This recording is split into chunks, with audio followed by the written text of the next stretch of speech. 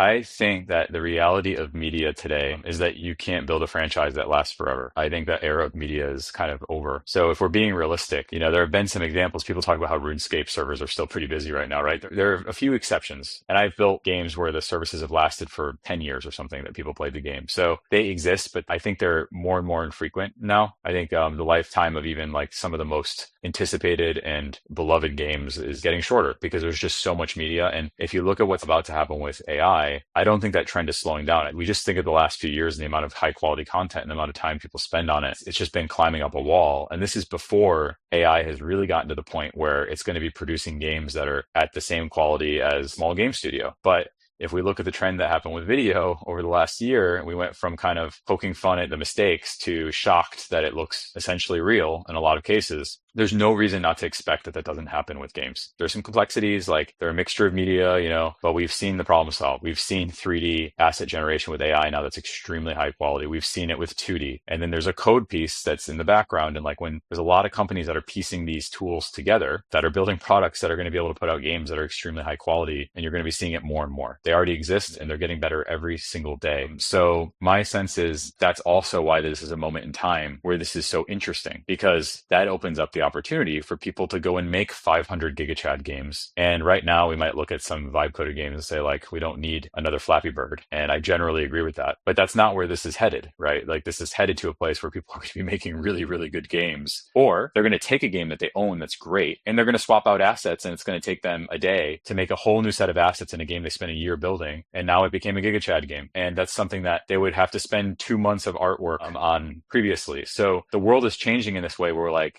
content can be adapted, it can be given new life, content can be created so quickly. And then the challenge becomes like, how do you organize that content, right? And how do you use it for some purpose? Just like memes have become something that support attention on these tokens, like games may become something that also like there's just a ton of content for these tokens, large and small. And I think that that's the real trend here.